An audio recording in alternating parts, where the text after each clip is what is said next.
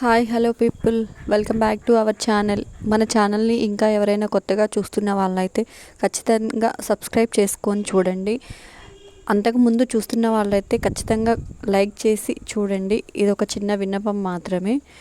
ఇలా చేస్తేనే నాకు ఇంకా బూస్టప్ ఇచ్చినట్టుగా ఉండిద్ది, వీడియోస్ తీయడానికి కూడా ఇంట్రెస్ట్ అనేది వస్తుంది. ఓకేనండి, ఈరోజు టాపిక్లోకి వెళ్ళిపోదాం. ఇంకా కోడల్ని కంట్రోల్లో పెట్టుకోవడం చేత కాదు కానీ కబుర్లు మాత్రం చెప్తావు.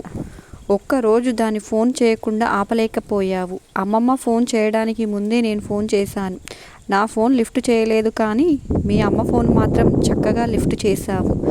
నిన్నని ఏం లాభంలే, అంతా నా కర్మ అని తల కొట్టుకుంటూ ఇంక నిన్ను నమ్ముకొని కూర్చుంటే లాభం లేదు, నేనే ఏదైనా చూసుకోవాలి అని కోపంగా తిట్టేసి ఫోన్ పెట్టేసింది సుహాన. అవన్నీ విన్న రేవతికి రాధ మీద చెప్పలేనంత కోపం వచ్చింది. తను తల్లి కాబోతున్న విషయం ఎవరికీ చెప్పొద్దు అంటే తన దగ్గరేమో గంగిరెద్దులా తల ఆడించింది. ఏమీ ఎరగనట్లు ఆ శివగాడికి ఫోన్ చేసింది. వాడికి తెలిస్తే ఊరుకుంటాడా? వెళ్ళి మా అమ్మతో చెప్పాడు. నిన్న ఆవిడ దండకం అయిపోయింది, ఈరోజు ఇది మొదలుపెట్టింది. అందరికీ నేను బాగా లోకువైపోయాను. చెప్తాను మీ అందరి పని. నాకు టైం రాకపోతుందా అని అనుకుంటుంది మనసులో. సార్, వాళ్ళు అసలు ఊర్లోనే లేరు సార్, ఇద్దరు ఎక్కడికో బయటకు వెళ్ళారంట అని చెప్పాడు విరాట్ అనుచరుడు. బయటకంటే ఎక్కడికి అని అడిగాడు విరాట్ కోపంగా. నేను వాళ్ళ చేలో పనిచేసే అబ్బాయిని అడిగి కనుక్కున్నాను సార్. అతను ఎన్నిసార్లు అడిగినా బయటకు వెళ్ళారు అని మాత్రమే చెప్తున్నాడు కానీ ఎక్కడికి వెళ్ళారో మాత్రం చెప్పలేదు సార్ అని అన్నాడు అతను. ఇక్కడ మా గుండెలు మండించి మీరక్కడ ఎంజాయ్ చేస్తున్నారా? చెయ్యండి, ఇవే మీ ఆఖరి రోజులు కదా అని అన్నాడు విరాట్ కోపంగా. విరాట్, నా మంత్రి పదవి పోయినా పర్వాలేదు కానీ ఆ శక్తిని మాత్రం వదలొద్దు అని అన్నాడు జగదీశ్వర్. వదలను డాడీ, దాన్ని వదలను, వాడిని వదలను అని అన్నాడు విరాట్ కసిగా. శక్తి, నీకేమన్నా అవసరమైతే నన్ను పిలవ్వే, నన్ను మాత్రమే పిలువు అని అంది శివ వైపు గుర్రుమని చూస్తూ. హా సరే ప్రియా అని అంది శక్తి. త్వరగా ఫ్రెష్ అయ్యిరా, తినేసి బయటకు పోదాం మనమిద్రం అని అంది నొక్కి నొక్కి పలుకుతూ. అది వింటున్న శివాకి నవ్వు వస్తున్నా తనేమి పట్టించుకోనట్లు తన పని తను చేసుకుంటున్నాడు. ఓహో, మీ ఇద్దరు బయటకు పోతే మేమిక్కడ కూర్చొని గోళ్ళు కొరుక్కుంటామా ఏంటి? అన్నయ్య, ముందు నువ్వు రెడీ అవ్వు, మనం కూడా బయటకు వెళ్ళిపోదాం అని అన్నాడు వరుణ్ కోపంగా ప్రియా వైపు చూసి. ఎక్కడికి రా నువ్వు పోయేది? మూసుకొని ఇంట్లో కూర్చో అంటూ వరుణ్ కాలర్ పట్టుకుంది ప్రియా. అమ్మ నీ అమ్మమ్మ, నా కాలరే పట్టుకుంటావే అంటూ ప్రియా జుట్టు పట్టుకున్నాడు వరుణ్. రే బండ సచ్చినోడా, నా జుట్టు పట్టుకుంటావా అంటూ వరుణ్ కాలు తొక్కేసింది ప్రియా. శివ, శక్తి ఒకరిని ఒకరు చూస్తూ కూర్చుంటే వీళ్ళు ఇలా కొట్టుకుని ఎక్కడి దాకా వెళ్తారో అని ఇద్దరు చెరో పక్కన చేరి నానా తంటాలు పడి వాళ్ళను వదిలించారు. మా అన్నయ్య వచ్చాడు కాబట్టి బతికిపోయావే, నీ సంగతి తర్వాత చూస్తాను అని అన్నాడు వరుణ్. పోరా పో అని అంది ప్రియా. నీ అంటూ మళ్ళీ ప్రియా మీదికి రాబోయాడు వరుణ్. ఈ ఒక్కసారికి నా కోసం దాన్ని వదిలేయరా అని అన్నాడు శివ రిక్వెస్ట్గా. ఓకే నీ కోసం అంటూ అక్కడి నుంచి వెళ్తూ నాలుక మడతపెట్టి వేలు చూపిస్తూ ప్రియాకి వార్నింగ్ ఇచ్చాడు వరుణ్. పొమ్మన్నట్లుగా చేతితో సైగ చేసింది ప్రియా. ఒసై రౌడీ, వాడు ఒక్కటి వేస్తే సచ్చి ఊరుకుంటావు. అయినా ఏంటే నా ముందే నా తమ్ముడి కాలర్ పట్టుకుంటున్నావు? నా సంగతి తెలుసుగా అంటూ చేయి తిప్పి చూపించాడు శివ ప్రియా వైపు చూసి. అది చూసిన ప్రియ, మీ తమ్ముడేమీ నువ్వు అనుకున్నంత అమాయకుడు కాదులే, నువ్వు మరీ ఇదైపోకు అని అంది. మా తమ్ముడి గురించి నువ్వు నాకు చెప్పేదేంటే బోడి మొహందానా అంటూ శివ వెంట పడేసరికి ప్రియా పారిపోయింది. అది చూసిన శక్తి నవ్వుకుంటూ ఫ్రెష్ అవ్వడానికి వాష్రూమ్కి వెళ్ళబోతూ ఉండగా డోర్కి అడ్డంగా శివ నిలబడి ముందు నేను వెళ్తాను అని అన్నాడు. ముందు నేను వెళ్తాను అని అంది శక్తి డోర్ మీద చెయ్యి వేసి. ముందు నేను వెళ్తానన్నాను అన్నాడు శివ. నో నేనంటూ డోర్ తోసుకొని లోపలికి వెళ్ళి డోర్ వేసుకోబోయింది శక్తి.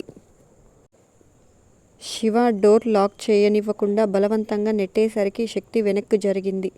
శివ కూడా వాష్రూమ్ లోపలికి వెళ్ళి ఇప్పుడు వేసుకో డోర్ అంటూ టవల్ హ్యాంగ్ చేసి నాకేం అభ్యంతరం లేదు, ఒకేసారి స్నానం చేయడానికి అని అన్నాడు శివ. ముందు లోపలికి నేను వచ్చాను అని అంది శక్తి కోపంగా. ముందు ఎవరు లోపలికి వచ్చారు అన్నది మ్యాటర్ కాదు రాక్షసి, ముందు ఎవరు స్నానం బిగిన్ చేశారు అన్నది చూడాలి అంటూ షర్ట్ తీస్తూ శక్తి వైపు చూశాడు. ఈడియట్ అంటూ తిట్టుకుంటూ శక్తి బయటకు వెళ్ళిపోయింది. శివ నవ్వుతూ లేకపోతే నాతోనే పోటీనా అని అంటున్నాడు శివ నవ్వుతూ. శివ బయటకు వచ్చిన తర్వాత శక్తి వాష్రూమ్కి వెళ్ళబోతూ ఉండగా శివ శక్తిని పట్టుకొని నాతో పలకవా అని అడిగాడు. ఎందుకు పలకడం? మా మాటలు డబ్బాలో గులకరాళ్ళు వేసి వాయించినట్లు ఉంటుందిగా, మీకెందుకులేండి అంత కష్టం అని అంది శక్తి కోపంగా. శివ నవ్వుతూ నాకు గులకరాళ్ళ సౌండ్ అంటే చాలా ఇష్టమే అని అన్నాడు శివ. శక్తి కోపంగా శివ వైపు చూసి కవరింగ్ చేసుకోకు అని అంది. కవరింగ్ కాదే, నిజం చెప్తున్నాను అని అన్నాడు శివ శక్తి మెడ మీద ముద్దు పెడుతూ. అయినా సరే నేను పలకను అని అంటూ శివని నెట్టేసి వాష్రూమ్కి వెళ్ళింది శక్తి. తను వెళ్ళగానే శివ తల పక్కకు తిప్పి చూడగానే పొద్దున తను ఇచ్చిన పూలు కనిపించాయి. వాటిని చేతిలోకి తీసుకుని నవ్వుతూ రాక్షసి అని అనుకున్నాడు. శక్తి రెడీ అయి వచ్చేసరికి హరిత అందరినీ భోజనానికి రమ్మని పిలిచింది. నలుగురు భోజనం చేశారు.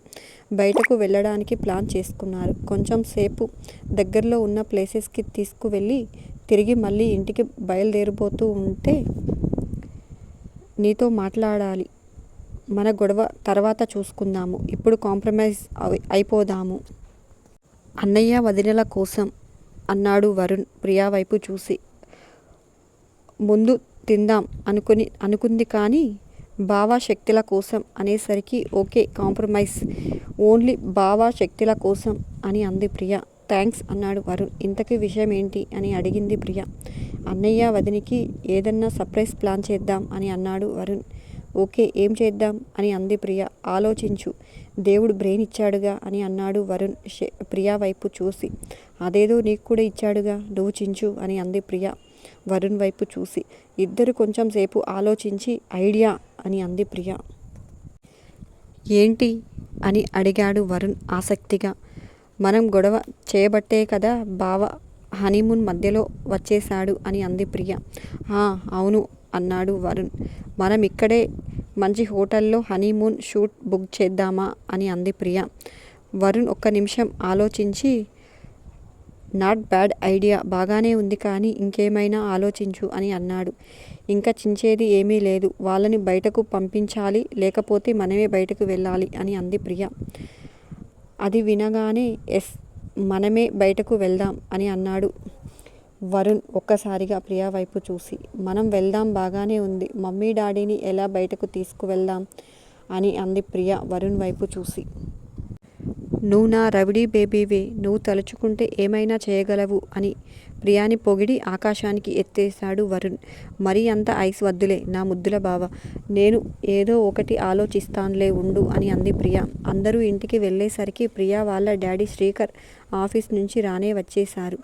శివాని శక్తిని పలకరించి ఊర్లో విషయాలు అడిగి తెలుసుకొని పద్మ వాళ్ళని కూడా కనిపెట్టుకుని ఉండమని శివాకి మరీ చెప్పాడు మేనమామ. హో మావయ్య, మీరు ఇంతగా చెప్పాలా, నేను పిన్నిని బాబాయిని కూడా వదిలిపెట్టను అని అన్నాడు శివ. నాకు తెలుసు శివ, కాకపోతే నా ఆరాటం నాది అన్నాడు శ్రీకర్. ఇంతలో ప్రియా వాళ్ళ డాడీ మెడ చుట్టూ చేతులు వేసి, డాడీ మనం బయటకు వెళ్ళి చాలా రోజులు అయ్యింది కదా అని అడిగింది. అవును నాన్న, ఈ మధ్య వర్క్ ఎక్కువగా ఉండి మీతో టైం స్పెండ్ చేయలేకపోతున్నాను, సారీ అని అన్నాడు శ్రీకర్. అందుకే ఈరోజు మనం బయటకు వెళ్దాం డాడీ అని అంది ప్రియ. ఈరోజా అని అన్నాడు శ్రీకర్ ఆశ్చర్యంగా. డాడీ అని అంది ప్రియ. ఓకే అందరూ రెడీ అవ్వండి వెళ్దాం అని అన్నాడు శివ వైపు చూసి. లేదులే మామయ్య, నాకు కొంచెం తలనొప్పిగా ఉంది, మీరు వెళ్ళిరండి అన్నాడు శివ. అయ్యో అవునా, టాబ్లెట్ వేసుకో శివ అని అన్నాడు ఆయన. కొంచెం రెస్ట్ తీసుకుంటే సరిపోతుందిలే మామయ్య అని అన్నాడు శివ. ప్రియ హడావిడిగా మమ్మీని డాడీని రెడీ చేయించి బయటకు తీసుకువెళ్తూ శివ వైపు చూసి కన్ను కొట్టింది. రౌడీ, మా తమ్ముడు ఎలా ఏగుతున్నాడో నీతో అని అనుకున్నాడు శివ మనసులో. శివ తలనొప్పి అన్నందుకు బాధగా ఉన్నా ఏమీ అడగకుండా సైలెంట్గా కూర్చుంది శక్తి. శివ టెర్రస్ పైకి వెళ్ళి కొంచెం సేపటి తర్వాత కిందికి వచ్చాడు. అప్పటికే శక్తి రెడీ అవుతూ బొట్టు పెట్టుకుంటూ ఉంది. శివ రూంలోకి వెళ్ళి పక్కన ఉన్న నల్లపూసలు తీసుకొని శక్తి మెడలో పెట్టి తన ఎదురుకి తిప్పుకొని పర్ఫెక్ట్ అంటూ డోర్స్ అన్నీ లాక్ చేసి శక్తి రమ్మన్నట్లుగా బలవంతంగా టెర్రస్ మీదకి తీసుకువెళ్ళాడు. ఎక్కడికి శివ అని అడిగింది శక్తి. శక్తి కళ్ళు మూసి ఉష్ వెయిట్ అని అంటూ టెర్రస్ పైకి తీసుకువెళ్ళి కళ్ళమీద ఉన్న తన చేతులను అడ్డు తొలగించాడు. శక్తి నిదానంగా కళ్ళు తెరిచి ఎదురుగా చూసింది. అది చూడగానే అలాగే చూస్తూ ఉండిపోయింది. హహహా వావ్ సూపర్గా ఉంది. ఇదంతా ఎప్పుడు చేశావు శివ అని అడిగింది ఒక్కొక్క అడుగు దగ్గరకు వేస్తూ. సాయంత్రం నుంచి ఇదే పనిలో ఉన్నానే అని అన్నాడు శివ. శక్తి శివ వైపు చూసి ఎందుకు ఇంత కష్టపడటం? నేను నీకు ఎప్పుడో పడిపోయాన్రా బాబు అని అంటుంది నవ్వుతూ.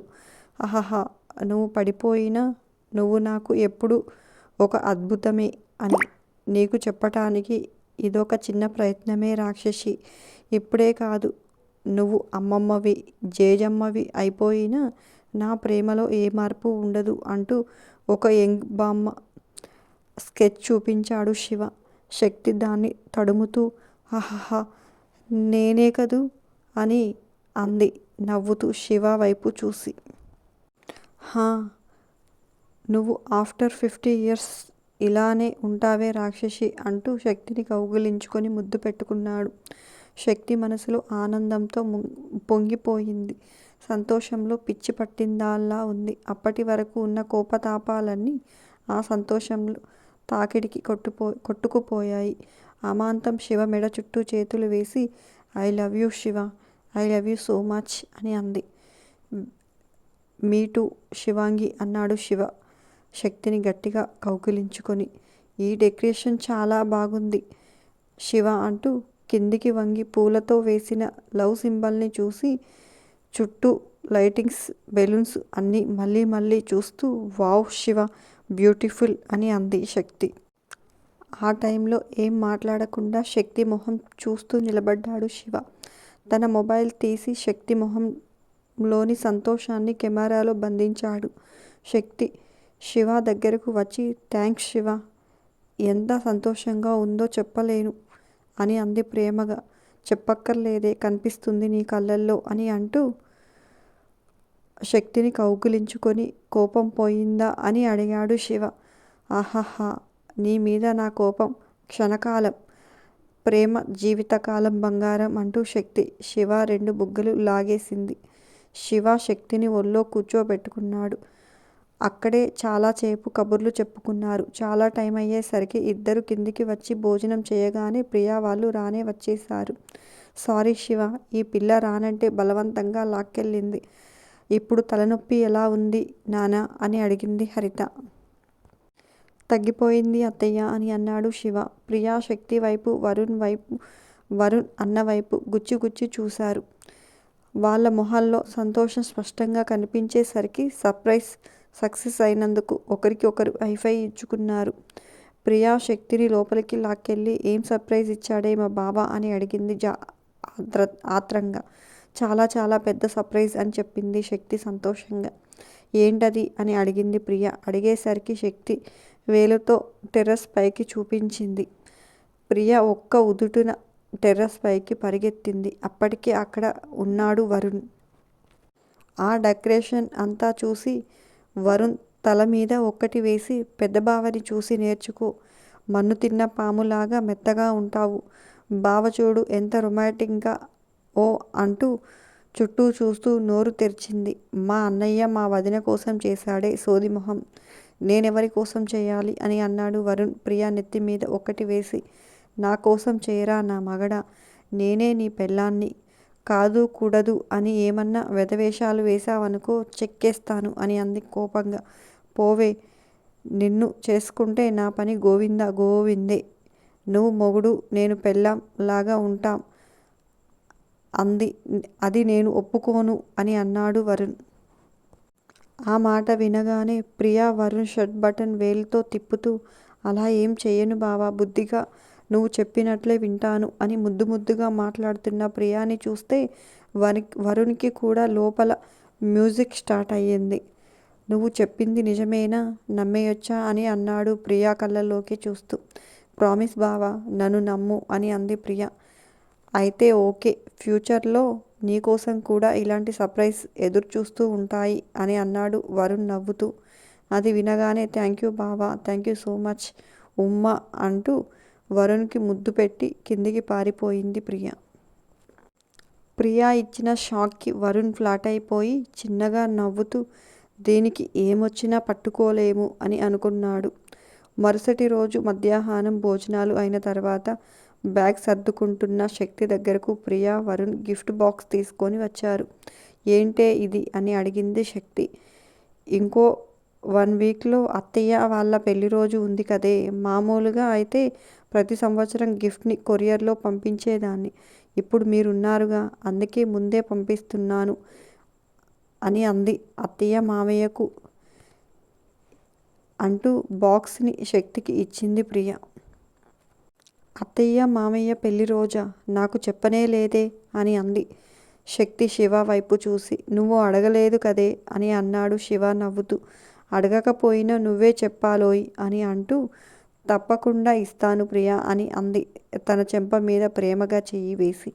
ఇంతలో అక్కడికి హరిత పెద్ద ట్రేలో చీర, పూలు, గాజులు, పళ్ళు పెట్టుకొని తీసుకువచ్చి అసలు వచ్చినట్లు లేదు, ఉన్నట్లు లేదు, ఇలా వచ్చి అలా వెళ్తున్నారు. ఇంకో 2 రోజులు ఉండొచ్చు కదరా అని అంది శివ వైపు చూసి. లేదత్తయ్య, ఈసారి వచ్చినప్పుడు తప్పకుండా ఉంటాము. ఇప్పుడు బలవంతం చెయ్యకు ప్లీజ్ అని అన్నాడు శివ. టికెట్స్ కూడా బుక్ చేసి చెప్పావు, లేకపోతే అస్సలు పంపించే వాళ్ళం కాదు అంటూ శక్తి చెంప మీద చెయ్యి వేసి, ఇది కూడా నీ పుట్టిల్లు లాంటిదే అనుకో అమ్మా. మాకు ప్రియా ఎంతో, నువ్వు అంతే. నీకు ఎప్పుడు రావాలనిపిస్తే అప్పుడు వచ్చేయ్ అని చెప్పింది ప్రేమగా. శక్తి హరిత చెయ్యి మీద చెయ్యి వేసి థ్యాంక్ యూ పెద్దమ్మ అని అంది. ఆవిడ శక్తిని దగ్గరకు తీసుకుని తల మీద నిమిరి బొట్టు పెట్టి చీర, పూలు, గాజులు, పళ్ళు శక్తికి ఇచ్చింది. ఇంతలో శివ వాళ్ళ మామయ్య శ్రీకర్ అక్కడికి వచ్చి శివాని దగ్గరకు తీసుకొని చేతిలో బాక్స్ పెట్టాడు. ఏంటి మామయ్య అని అడిగాడు శివ. ఓపెన్ చేసి చూడు అని అన్నాడు శ్రీకర్. శివ ఓపెన్ చేశాడు. లోపల 2 బాక్సులు ఉన్నాయి. శివ వాటిని ఓపెన్ చేసి చూశాడు. Diamond ring. రెండోది కూడా ఓపెన్ చేసి చూడు, అది కూడా డైమండ్ రింగే. మామయ్య ఇప్పుడు ఇవన్నీ ఎందుకు అని అన్నాడు శివ ఆయన వైపు చూసి. నువ్వు మా ఇంట్లో ముందుగా పుట్టిన బిడ్డవి, నీ పెళ్ళి ఎంతో వైభవంగా చెయ్యాలి అని మాకు ఏవేవో కోరికలు ఉండేవి. అదేమో ఇలా జరిగిపోయింది. మనం ఎన్నో అనుకుంటాం, అన్నీ అవుతాయా ఏంటి? పైన దేవుడు ముందే మన తలరాతలను రాసి పంపుతాడు. పెళ్ళి ఎటు మా కళ్ళ ముందు చేసుకోలేదు. అందుకే ఈ రింగ్స్ అన్నా మా ముందు మార్చుకోండ్రా అని అన్నాడు శ్రీకర్. శివ వాళ్ళ మామయ్యని కౌగిలించుకొని ఐఎమ్ సో సారీ మామయ్య అని అన్నాడు. సారీ ఎందుకు నాన్న? ముందు కోపం వచ్చిన మాట నిజమే, కానీ తర్వాత శక్తిని చూసిన తర్వాత అదంతా మర్చిపోయాంలే. కానీ మా ముచ్చట తీరలేదు అనే బాధ కొంచెం అలాగే ఉండిపోయింది అని అన్నాడు శ్రీకర్. హహహా, అవునా? అయితే మంచి ముహూర్తం చూడు మావయ్య, మళ్ళీ ఈ రాక్షసి మెడలో తాళి కట్టేస్తాను అని అన్నాడు శివ నవ్వుతూ. ఆ మాటలకు అందరూ ఒక్కసారిగా నవ్వుతుంటే శక్తి సిగ్గుపడుతూ నిలబడింది. ఇంతలో ప్రియా, వరుణ్లు రింగులు తీసి శివకి, శక్తికి ఇచ్చారు. శివ నవ్వుతూ శక్తి చెయ్యి తీసుకొని వేలికి ఉంగరం పెట్టాడు. శక్తి కూడా శివకి ఉంగరం పెట్టింది. కొంచెం సేపు అందరూ అక్కడే మాట్లాడుకున్నారు. శ్రీకర్ వాళ్ళు కూడా రావటానికి బయలుదేరబోయారు. ప్రియా, వరుణ్ వద్దని చెప్పి వాళ్ళిద్దరే బయలుదేరారు. శ్రీకర్ శివకి పద్మ వాళ్ళని వదిలి పెట్టొద్దని మళ్ళీ చెప్పాడు. పెద్దమ్మ, మీరంతా కూడా ఊరికి రావచ్చు కదా అని అడిగింది శక్తి. వస్తాం నాన్న, మీ పెద్దనాన్నకి తీరిక దొరికినప్పుడు తప్పకుండా వస్తాము. వదినని, అన్నయ్య గారిని, ఇంట్లో అందరినీ అడిగామని చెప్పమని చెప్పింది హరిత.